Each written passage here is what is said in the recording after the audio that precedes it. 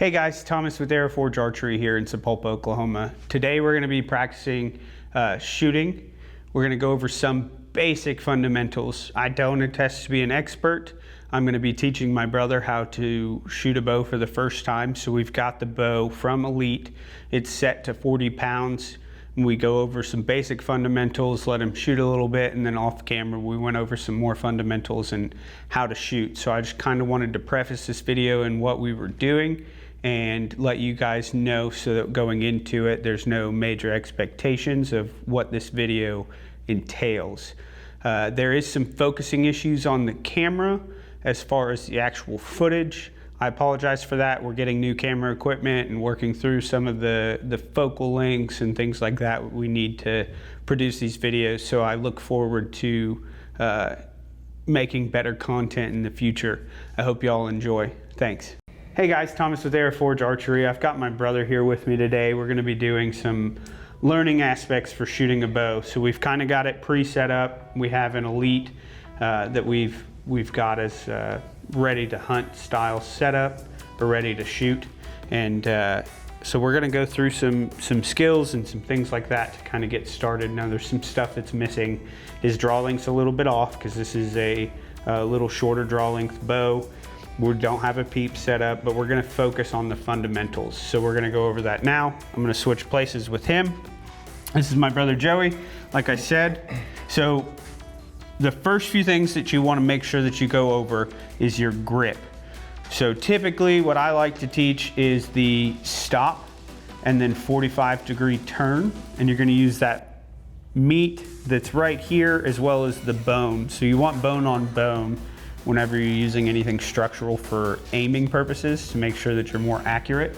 So first thing we're going to do is I'm going to hold this bow and I'm going to have him make his stop sign, and then he's going to turn it at a 45.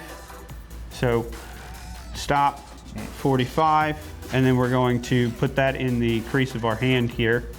And then when you grip your bow, we want to make sure that we hold it in that crease so that it's not gripped full tight where we're white knuckling the bow itself. So go ahead and put your hand in there at the 45 and release your fingers off of it.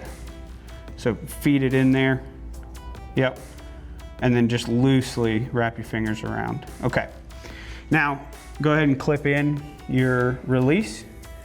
Some of the things that you want to make sure that you go over is the actual fundamentals of drawing the bow, making sure that that elbow is a little bit higher, and we're going to seat down into it, pulling our back muscles into the mix versus using our entire shoulder, pulling it across our body. So Joey, if you want to go ahead and draw it back like we talked about just a little bit ago.